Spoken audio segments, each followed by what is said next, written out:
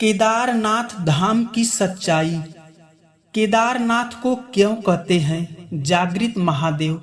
आइए 5 मिनट की यह कहानी आपको रोंगटे खड़े कर देंगे। एक बार एक शिव भक्त अपने गांव से केदारनाथ धाम की यात्रा पर निकला। पहले यातायात की सुविधाएं तो थी ही नहीं मित्र, वह पैदल ही निकल पड़ा। रास्ते में जो भी मिलता उससे केदारनाथ का मार्ग पूछ लेता। मन में भगवान शिव का भजन और ध्यान करता रहा।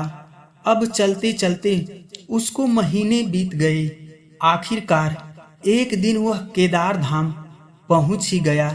मित्रों, जब केदारनाथ धाम में मंदिर के कपाट 6 महीने खुलते हैं और 6 महीने बंद रहते हैं, वह उस समय पर पहुंचा जब मंदिर के कपाट बंद हो रहे थे।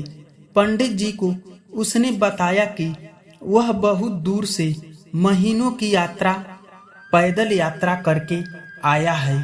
पंडित जी से बहुत बहुत प्रार्थना की और कहा कि कृपा करके कपाट खोल दीजिए। श्री केदारनाथ का एक नियम है, एक बार कपाट बंद हो गए तो फिर बंद। नियम तो नियम है। और वह बहुत रोया, गिड़गिड़ाया, बार बार भगवान शिव को याद किया, प्रभु बस एक बार दर्शन करा दो। और वह सभी से प्रार्थना कर रहा था, लेकिन किसी ने भी उसकी एक नहीं सुनी। पंडित जी बोले, अब यहाँ 6 महीने बाद आना। 6 महीने बाद यहाँ के दरवाजे खुलेंगे और यहाँ 6 महीने बर्फ और ठंड पड़ती है। फिर सभी लोग वहाँ से चले गए।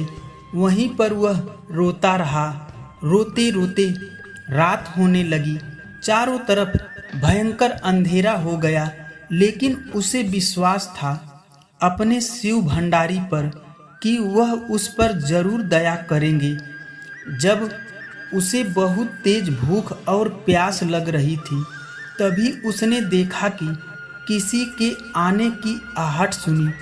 उसने देखा एक सन्यासी बाबा उसकी ओर आ रहे हैं। वह सन्यासी बाबा उसके पास आया और पास में आकर बैठ गया। फिर सन्यासी बाबा ने पूछा, बेटा कहाँ से आए हो? तब उसने कहा, सन्यासी बाबा से कहा, सारा हाल अपना कहकर सुना दिया और बोला, मेरा यहाँ पर आना व्यर्थ हो गया बाबा जी। फिर बाबा जी ने उसे समझाया और खाना भी दिया और फिर बहुत देर तक बाबा उससे बातें करते रहे। तब बाबा जी को उस पर दया आ गई। वह बोले, बेटा मुझे लगता है कि सुबह मंदिर जरूर खुलेगा, तुम दर्शन जरूर करोगी। और फिर बातों बातों में उस भक्त को ना जाने कब नींद आ गई।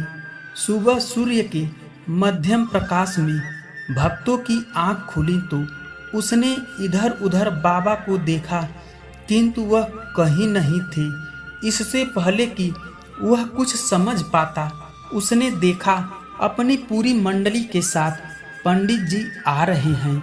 उसने पंडित जी को प्रणाम किया और बोला, कल आपने तो कहा था मंदिर 6 महीने बाद खुलेगा और इसके बीच में यहाँ कोई नहीं आएगा, लेकिन आप तो सुबह ही आ गए। पंडित जी ने फिर उसे गौर से देखा और पहचानने की फिर कोशिश की और पूछा, तुम वही हो जो मंदिर का द्वार बंद होने पर आए थे, जो मुझे मिले थे और 6 महीने होते ही वापस भी आ गए? तब उस आदमी ने आश्चर्य से कहा, नहीं, मैं कहीं नहीं गया था, कल ही तो आपसे मिला था। रात में मैं यहीं सो गया था और कहीं गया ही नहीं था। पंडित जी के आश्चर्य का ठिकाना नहीं था। पंडित जी ने कहा, लेकिन मैं तो 6 महीने पहले मंदिर बंद करके यहाँ से गया था और आज पुनः 6 महीने बाद आया हूँ। तुम 6 महीने तक यहाँ पर जिंदा कैसे रह सकते हो? पंडित जी और सारी मंडली हैरान थी, इतनी सर्दी में एक अकेला व्यक्ति कैसे 6 महीने तक जिंदा रह सकता था। तब भक्त ने उनको सन्यासी बाबा के मिलने और उसके साथ की गई सारी बातें बता दी कि एक सन्यासी बाबा आया था। वह बहुत ही लंबा था, बड़ी बड़ी आंखें और विशाल भौहें थी तथा जटा भी लंबी थी।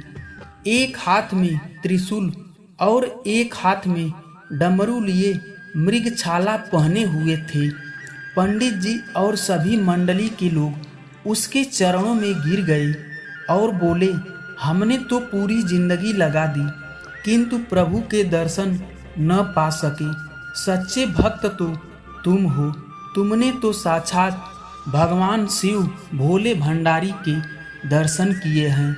उन्होंने अपने योग माया से तुम्हारे 6 महीने को एक रात में परिवर्तित कर दिया, कालखंड को छोटा कर दिया। यह सब तुम्हारे पवित्र मन, श्रद्धा और तुम्हारी विश्वास के कारण हुआ है।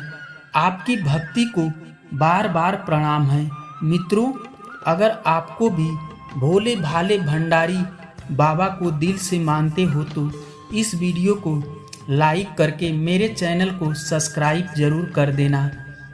मित्रों, प्रेम से बोलो हर हर महादेव।